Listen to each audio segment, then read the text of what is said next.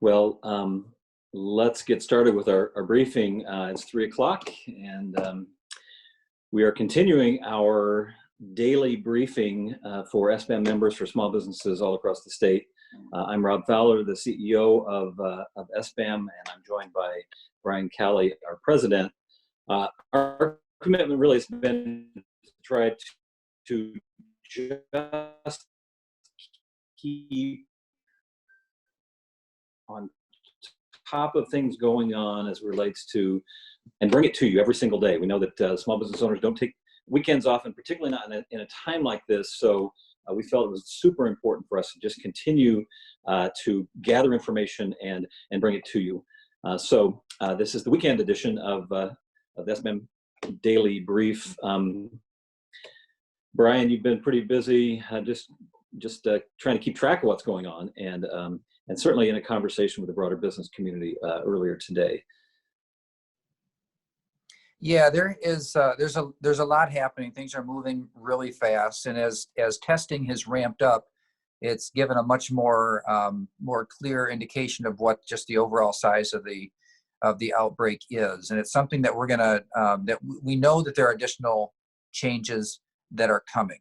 And so staying on top of it in good and strong communication is going to be important.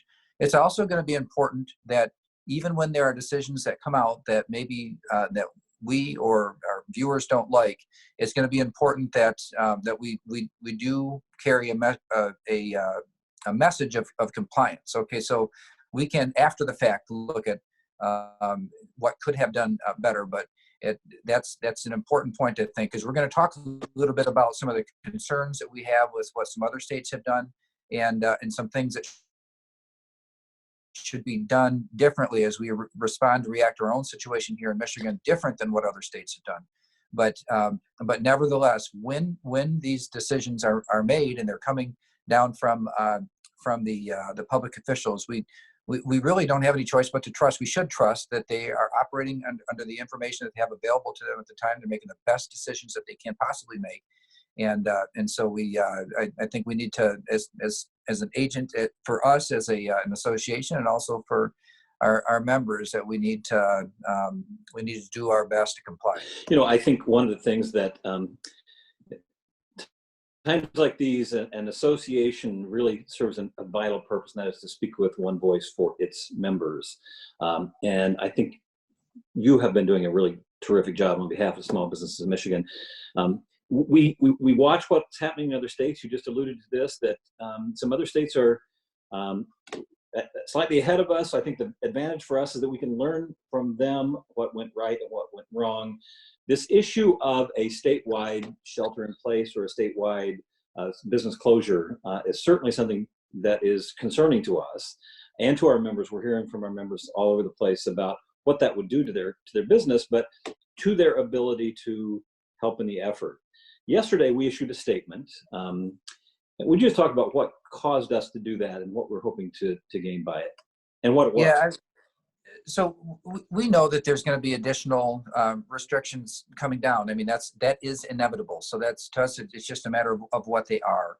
And as we looked around at other unintended consequences that have happened over the course of the previous week around the country, we know that it's not so easy just to define what's essential and what's not essential. So, for example, if we say everybody would agree that having grocery stores with shelves stocked, that's essential.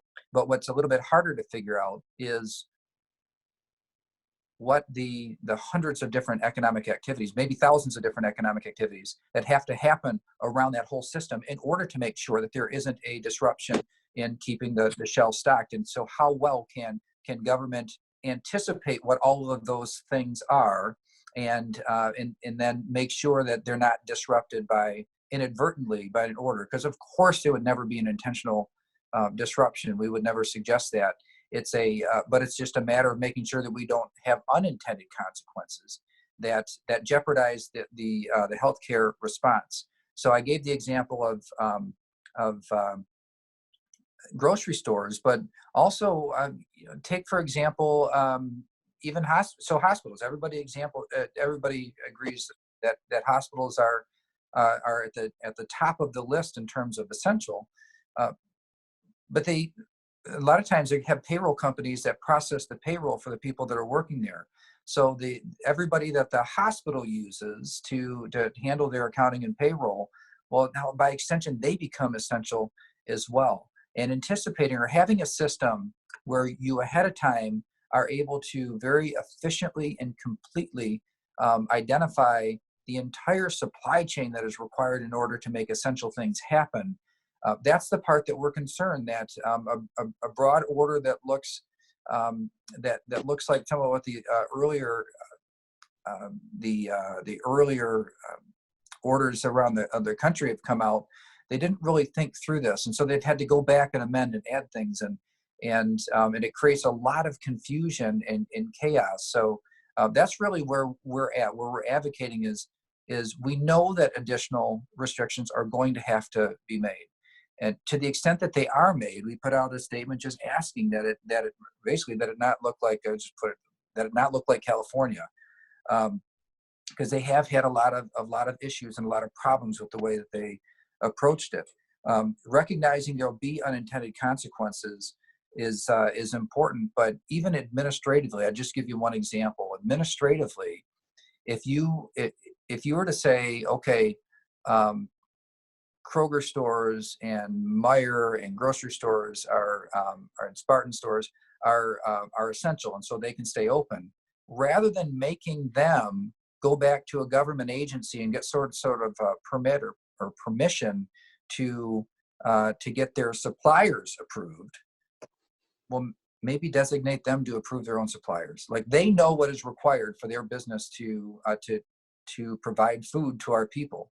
And having a very well established and efficient system put in place ahead of time would make a big difference in terms of the overall disruption. We also know that there's some things that happen with no risk. You know, working from home, for example, naturally that's a no or low risk activity, but there are other things too that are similar. And rather, I could give you a few examples, but I know that we're kind of limited on time. But having a process that just makes decisions based on risk would be something that we would advocate for too. So we thought it was important to first of all put a statement out, but then also to start working with the broader business community and other associations across the state to see if we can coalesce around being helpful to those that are making really, really difficult decisions right now, on doing so in a way that doesn't disrupt the effort that they're trying to accomplish in the first place. Yeah, and Brian, I applaud the leadership you've given for our organization for small business. You know, we've essentially called for a unified effort on behalf of the business community, and maybe a business-led effort, even as it relates to what the governor's office may or may not do relative to overall closing. So earlier today, you and I were both on a call with other business organizations throughout our statewide business organizations and regional business organizations. And really, we are working toward a plan, a strategy that allows businesses to lead in some of these areas, even best practices within the workplace. We know that there are ways that we can practice social distancing and still accomplish work. We know there are ways that we can really accomplish the intent of a broader-based shelter-in-place kind of effort without doing the damage to the supply chain that you talked about. So just a little insight to that conversation that's going on for our members. Yeah, so this one thing that I'm comfortable saying really across the board is that there is an understanding that more needs to be done, and that there's a leadership position that business associations and businesses themselves have to play in both in the direct recovery efforts, but then also to protecting our workforce, our employees, and our customers. And so the intent at this point is to try and troubleshoot what the potential problems, or learn from what problems that have happened, but then troubleshoot through some things that people might not have thought about, that people that are making public health decisions to say, okay, we need hospitals, we need energy, we need food supply, all the things that are on that critical list that would be very obvious, to try and inform and understand what all of the things are that have to happen in order for them to operate efficiently. And so, but then also to put a test in place, kind of a three-part test, if you will, where you consider essential versus non-essential. And Homeland Security has done some of that work already.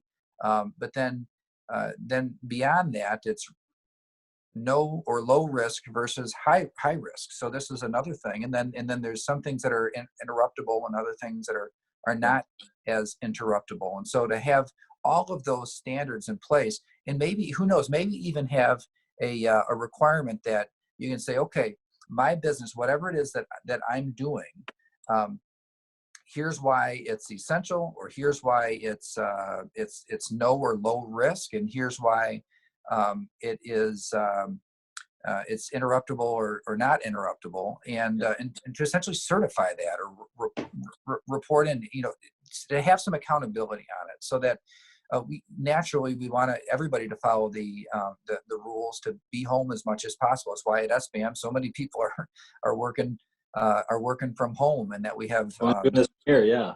Yeah, exactly, and most of the businesses across the landscape are doing that as well. Take a look at any downtown business district scene, and you'll see it's the case that the vast majority of people are at home now, and that's good, and that's how how it ought to be. So we just want to make sure that we avoid as many unintended consequences as we can, especially those unintended consequences that can disrupt the relief efforts of essential services for our people. Just a couple of examples that we've been talking about. A former chairman of our board had a company in Ann Arbor that is essentially the cloud. It's a data center that really truly is the cloud. And if all of a sudden none of his employees could come to work because of a shelter in place, that's really disruptive to what's going on. We've heard of a couple of companies who are thinking about changing over to supplying masks or protective equipment, PPE, that everybody is so desperately in need of, and to do something broad. So this is just that balance that we're looking for.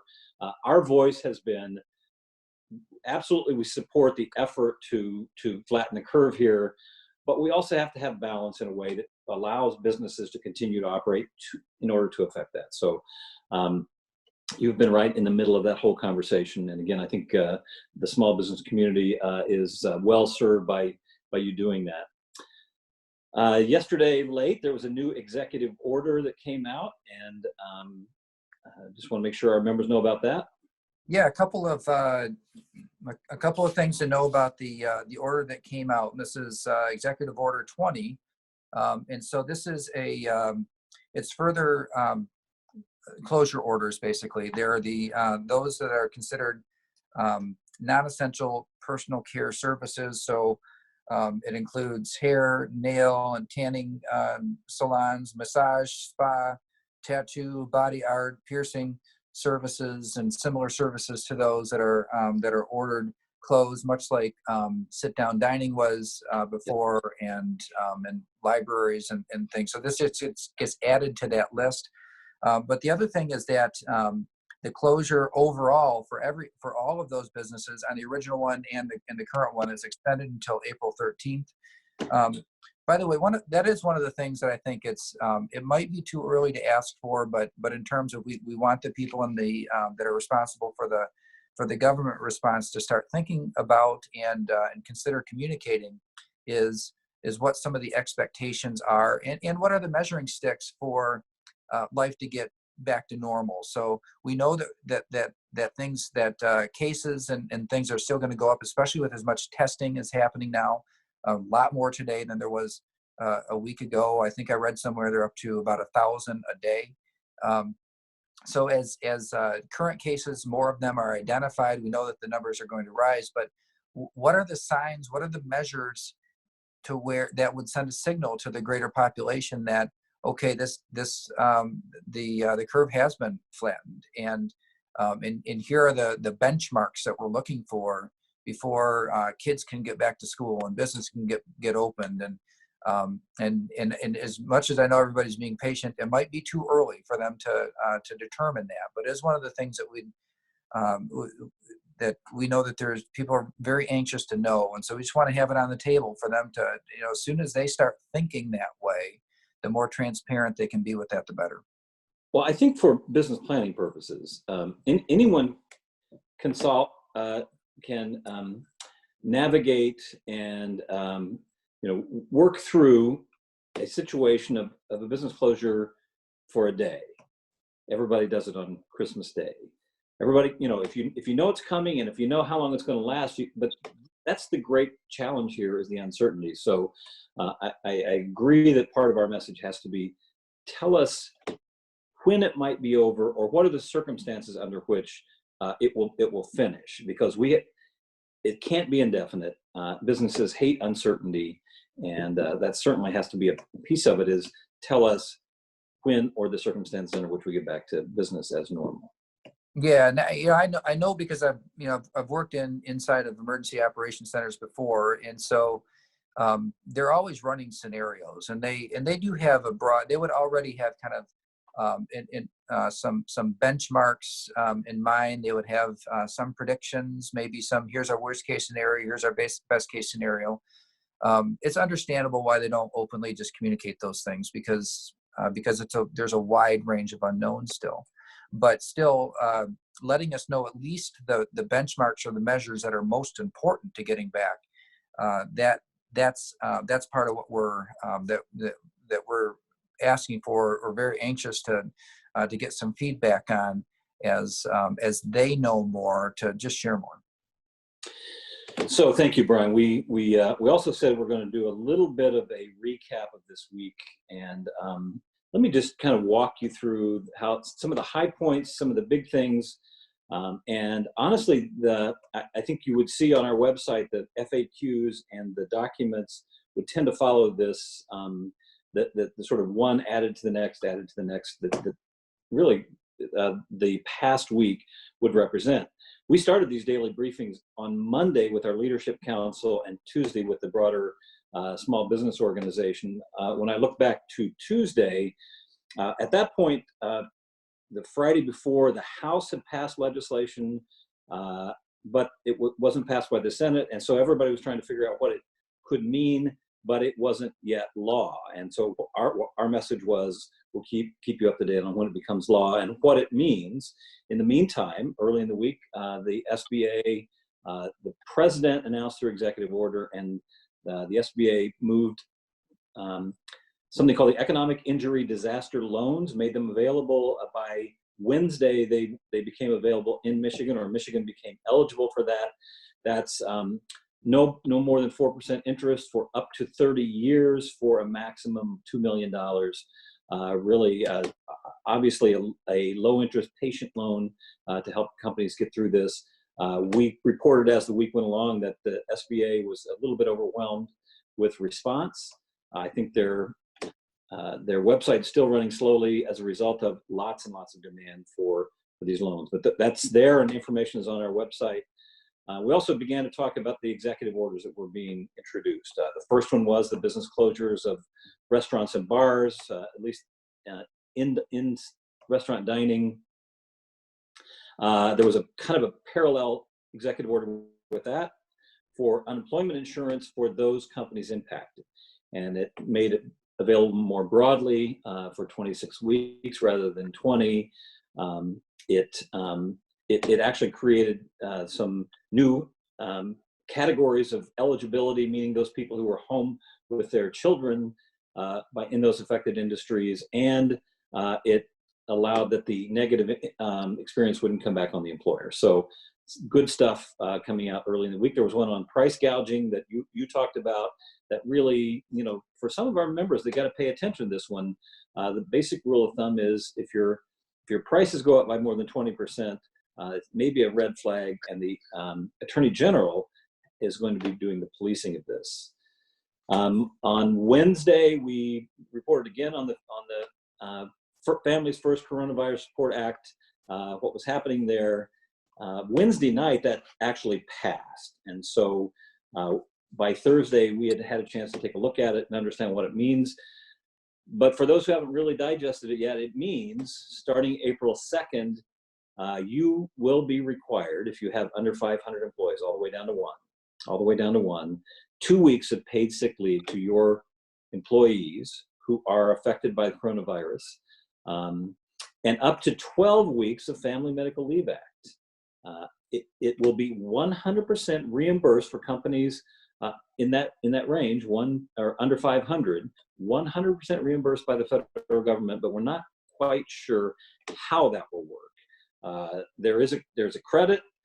There's talk about being able to hold on to your payroll taxes, submitted payroll taxes. And Brian, I can't remember exactly, was that clarified yesterday through Treasury? It wasn't. IRS actually did a press release, Right. And in the press release, it told us what they were intending to do next week. So we're expecting to get more details on it.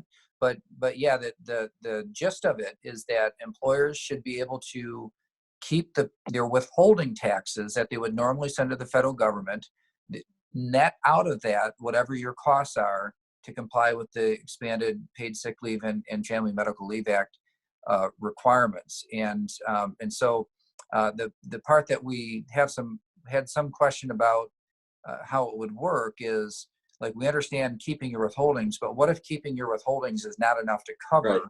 Right. Can you get the refundable credit immediately from the IRS? And the press release suggests yes, that's exactly what they're going to do.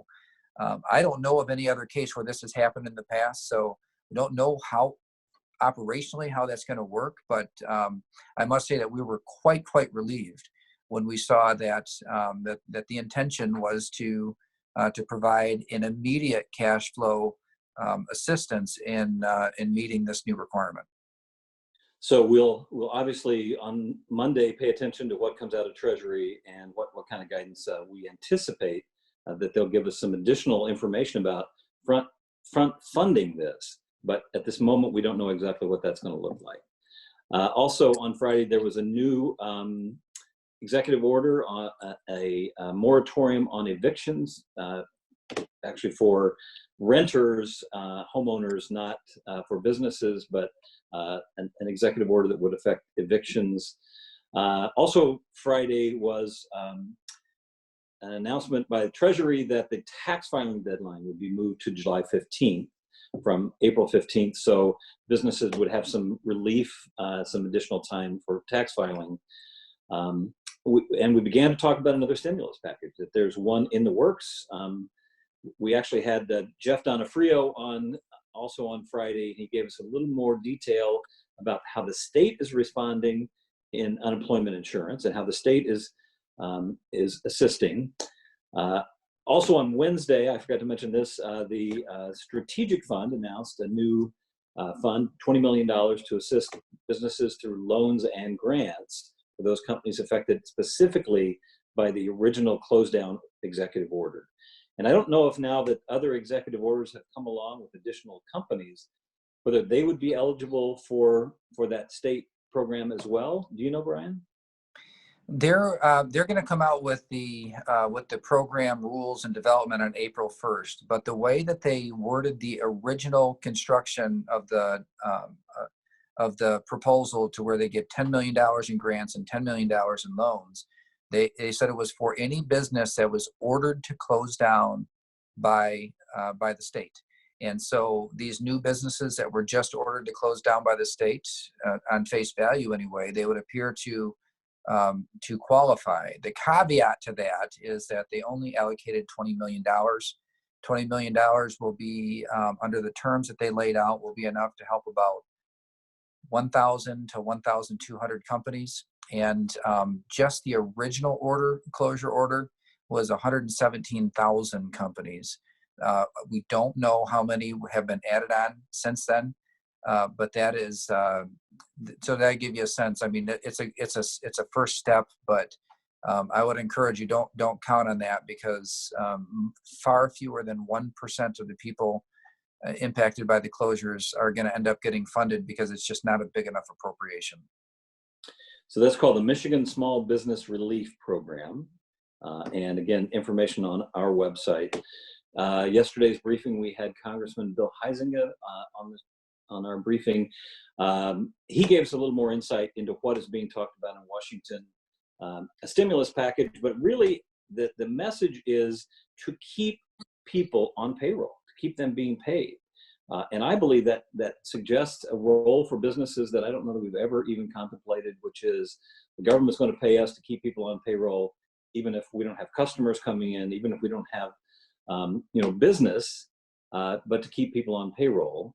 And his line yesterday was, only in Washington do you have a proposal with $800 million from the House and $800 billion in the House, $1 trillion in the Senate, and compromise on $2 trillion.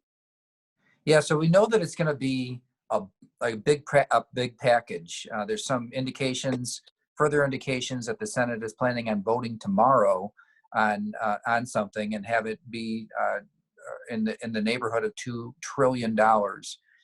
It's going to include payments directly to individuals.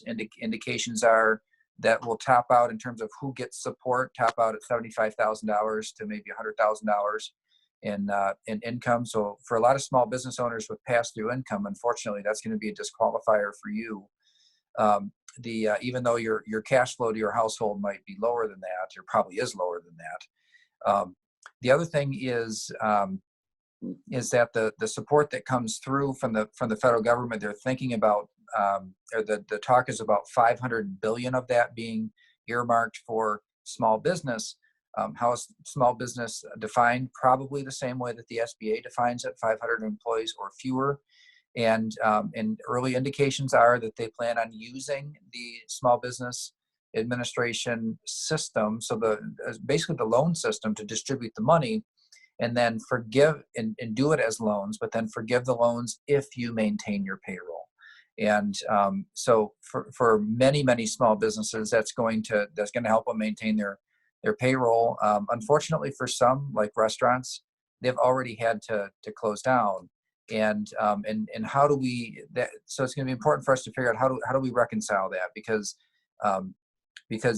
had this support come sooner, they probably could have kept people on payroll, and so to not qualify because you didn't want to bounce checks on people is something that we're going to have to keep close eye into. But we do know that they are taking this very, very seriously in terms of they understand the scope and the gravity of this. It's really coming home to people at how big and unprecedented this is. So on the healthcare side of things, it's big and unprecedented.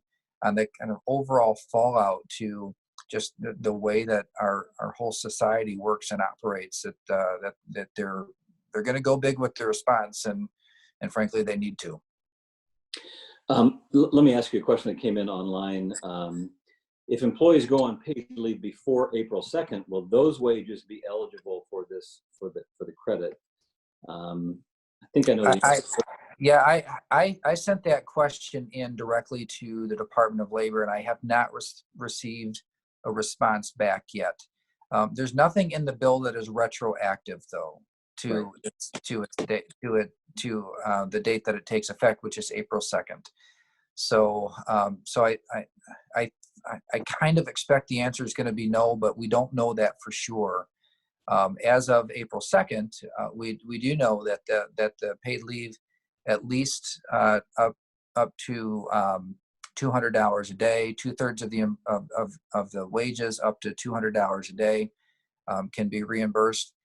We're also trying to track down additional details on benefits, because there is a benefit cost reimbursement aspect too. And that's been far less talked about in a lot of the FAQs that are out there on the legislation don't really dive into that very deeply. So that's one of the things on our to-do list for next week. Also on our to-do list is really trying to dig into, the Department of Labor was given the ability to exempt companies under 50 if it is if it would jeopardize the viability of the business as a going concern. And we need to understand what that process is from the Department of Labor. So we're pressing the DOL to give us some additional information about how one would even go about trying to be exempted from that paid family leave, paid medical leave scenario. So we certainly have a busy week coming up this next week. Understanding this continues to just sort of roll out in its impact on small business. Our commitment is to keep you as informed as we possibly can. As we have said a number of times, we have literally reoriented the entire staff of the Small Business Association of Michigan.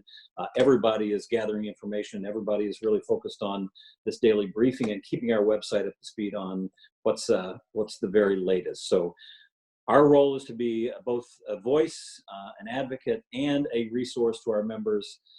Thank you for joining in today.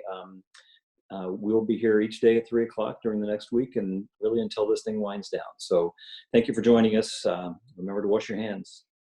And remember, don't touch your face. Good luck, everybody.